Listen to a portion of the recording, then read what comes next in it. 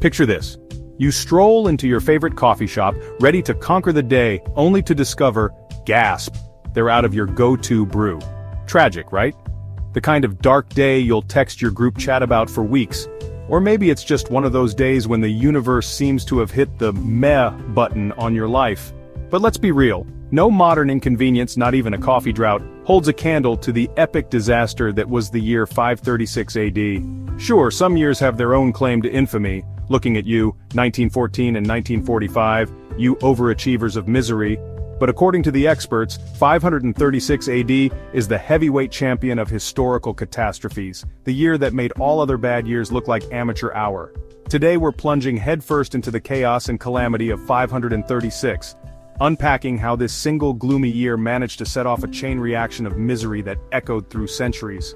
But before we time travel into this historical black hole, do yourself a favor, hit that subscribe button for more deep dives into the world's juiciest ancient mysteries. And hey, don't leave me hanging, drop a comment below and tell me, what's the one moment in history you wish you could witness firsthand? Let's geek out together.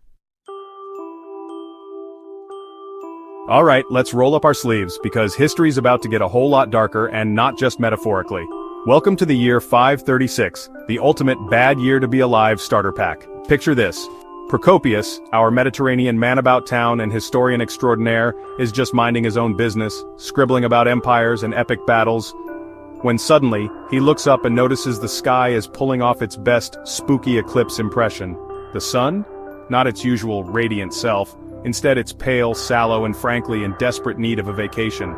Daylight was so dim it felt like the sun had hit the snooze button and just couldn't be bothered to shine.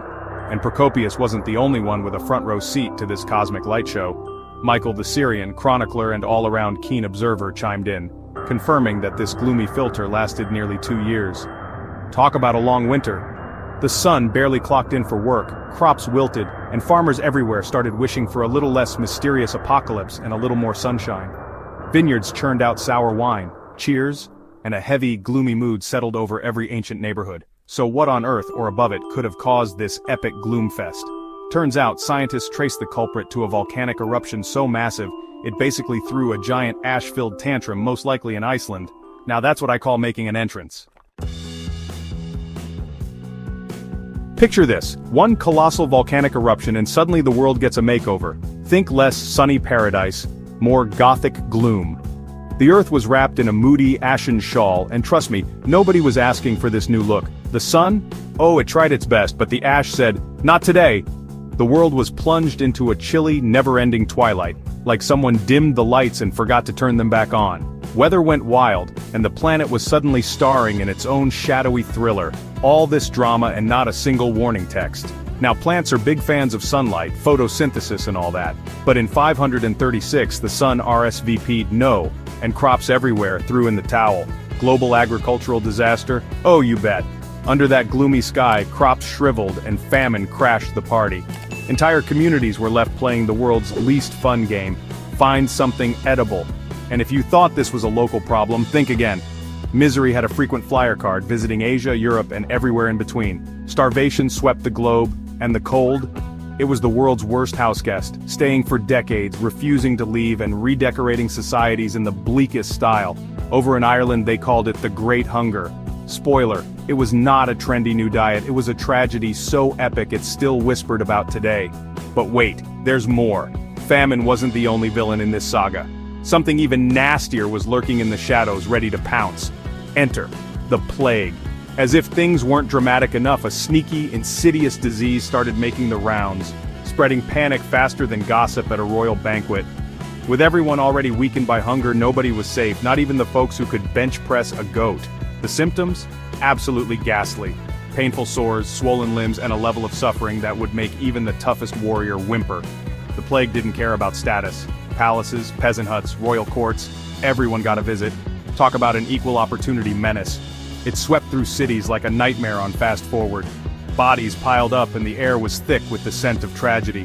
Meanwhile, Emperor Justinian was having the worst bring your problems to work day in history, juggling disaster response while his empire teetered on the edge.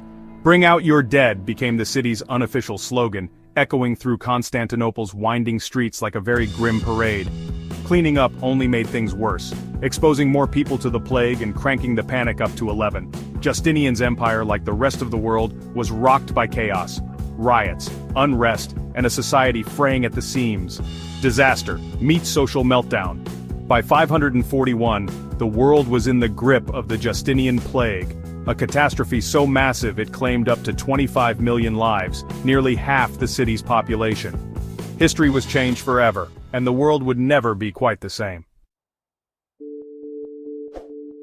Buckle up, time travelers, because we're about to take a whirlwind tour around the ancient world, where disaster didn't just knock on the door, it threw a wild party and forgot to leave. While the Mediterranean was busy having a meltdown, China was getting its own taste of chaos. Millions caught in a climate plot twist worthy of a blockbuster. Picture this. Ancient scrolls describing yellow dust falling from the sky like some cosmic seasoning, smothering crops and leaving everyone wondering if the weather had finally lost its mind. Summers that felt like winters, winters that bit harder than your in-laws at Thanksgiving. Agriculture was in shambles, and food supplies vanished faster than free samples at a market. Towns crumbled, famine swept through like an uninvited guest, and in some places up to 80% of the population vanished. Talk about a bad year. But wait, there's more. Greenland and Iceland's ice cores, nature's own time capsules, reveal a volcanic tantrum of epic proportions in the 6th century. Volcanoes belched ash into the sky, turning day into night and making everyone wish for a little less excitement from Mother Nature. The result? The late antique Little Ice Age, a catchy name for a not-so-catchy era of food shortages, sickness, and social drama that would make any reality show jealous. The Byzantine Empire? Oh, they were in the thick of it. Famine, death, and a to-do list that just kept getting longer. Emperor Justinian tried to put the Roman back in Roman Empire, but plague and misery had other plans. His armies were more cough than charge. When your population is in free fall, your empire's war machine turns into a rusty tricycle. Easy pickings for anyone with ambition and a sword. Historians say the empire's population may have been cut in half, leaving the Byzantines about as vulnerable as a sandcastle at high tide. But don't worry, the misery wasn't exclusive. Other civilizations got their share of the world's worst weather lottery. The Moche of Peru? They faced a year so rough, it could have been scripted by the gods of chaos themselves. Their legendary farming and fishing? No match for the weather's 1-2 punch. Crops withered, fish vanished, and the Moche were left shaking their heads. El Niño crashed the party, bringing floods, droughts, and a total irrigation meltdown, leaving the Moche to pick up the pieces and rewrite their story for good. Picture this, the year 536, a time so dramatic it could give any soap opera a run for its money. Civilizations teetered, the sun played hide-and-seek, and history itself took a wild detour, leaving us with a plot twist for the ages. Fast forward to today, and you'll find brilliant minds like Harvard's Michael McCormick piecing together this ancient jigsaw puzzle, proving that even history's darkest hours can't hide from a determined scholar with a magnifying glass. Their detective work? Not just about who done it, but what erupted and how did it change everything. Unraveling the secret handshake between volcanoes and climate chaos that rewrote the fate of empires. Turns out history isn't just a dusty old story, it's a blockbuster epic, with environmental plot twists that ripple through generations like the world's most dramatic group text. And just when you think all hope is lost, humanity dusts itself off, straightens its toga, and marches forward, proving that resilience is our best accessory. Brick by brick, hope by hope, society's rebuilt.